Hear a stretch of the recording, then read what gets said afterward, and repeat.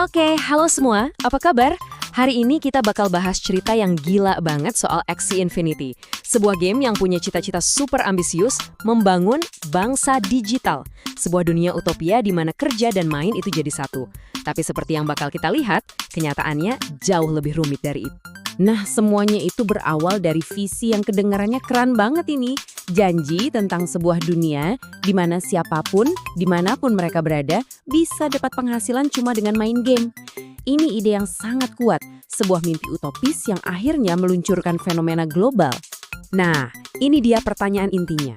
Gimana ceritanya sebuah mimpi tentang pemberdayaan ekonomi kok malah jadi sesuatu yang oleh para kritikus disebut sebagai sistem feodal digital?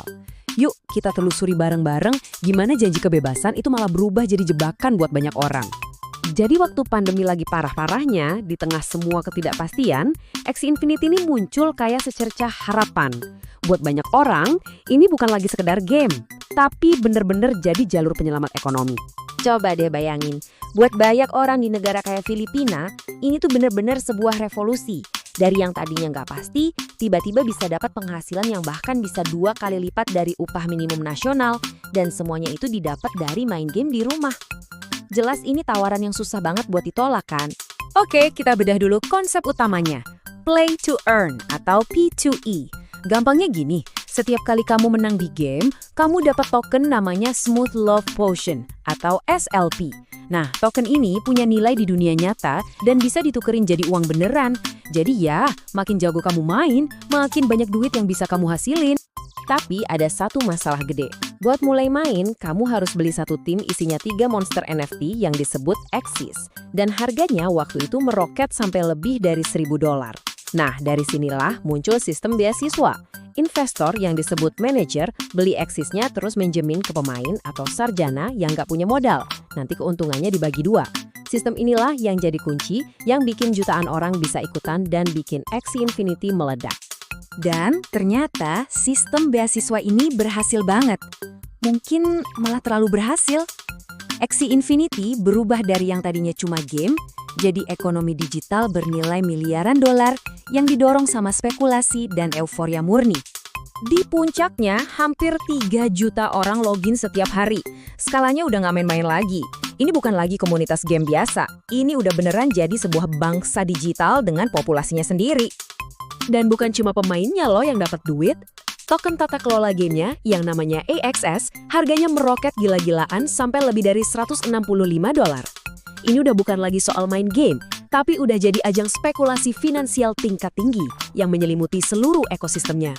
Coba deh lihat angka-angka ini, gila banget. Volume pasarnya hampir $1 miliar per bulan. Pendapatan hariannya aja pernah tembus $17 juta lebih. Skalanya ini udah nyaingin perusahaan-perusahaan raksasa, dan semuanya dibangun di atas, ya, monster-monster kartun. Tapi, ya selalu ada tapinya kan? Di balik angka-angka yang fantastis itu, ternyata ada cacat fatal dalam desain ekonominya. Nah, disinilah ceritanya mulai berubah. Karena model ini pada dasarnya adalah bom waktu yang tinggal nunggu meledak. Ini dia akar masalahnya. Seluruh ekonomi Axie bergantung pada pertumbuhan tanpa henti. Nilai token SLP itu cuma bisa bertahan kalau ada lebih banyak pemain baru yang masuk buat beli Axies. Jadi pemain lama dapat SLP, terus mereka bakar SLP itu buat bikin Axie baru, yang kemudian dijual ke pemain baru. Kalau nggak ada aliran pemain baru yang konstan, ya udah sistemnya ambruk. Coba deh kita bayangin ekonominya ini kayak bak mandi. Setiap hari, para pemain itu kayak ngebuka keran, ngebanjirin sistem pakai token SLP baru. Harusnya token ini dikeluarin lewat saluran pembuangan pas pemain bikin aksi baru. Masalahnya, kerannya ini ngalirnya jauh lebih cepat daripada saluran pembuangannya. Pasokan SLP meledak, dan hukum ekonomi dasar cuma punya satu kesimpulan, harganya pasti anjlok. Dan ya udah, kejadian deh. Dari puncaknya di sekitar 34 sen, nilai SLP hancur lebur. Di awal tahun 2022, nilainya tinggal 1 sen. Nggak lama kemudian, bahkan kurang dari setengah sen. Buat para pemain, ini adalah bencana total. Penghasilan mereka hangus gitu aja. Konsep play to earn dengan cepat berubah jadi play to loss. Udah jatuh, ketimpa tangga pula. Seolah-olah kehancuran ekonomi aja belum cukup, datang lagi bencana teknis yang benar-benar menghancurkan sisa kepercayaan yang ada. Ini pukulan telak yang bikin situasinya jadi jauh lebih buruk. Pada Maret 2022, peretas berhasil nyuri, dengerin baik-baik, lebih dari 600 juta dolar dari Ronin Bridge, infrastruktur utama yang nopang seluruh ekonomi aksi.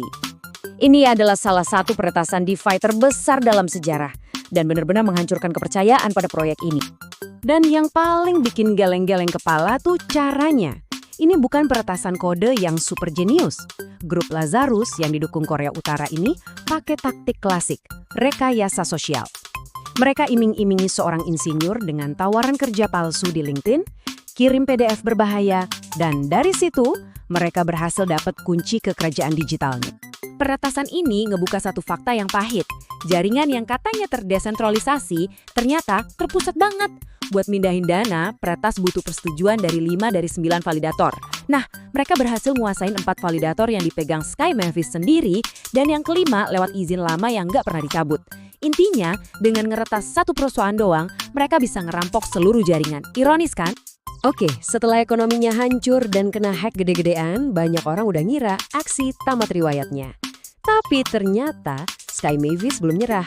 Mereka memulai sebuah upaya berisiko tinggi buat membangun lagi dari puing-puing yang ada.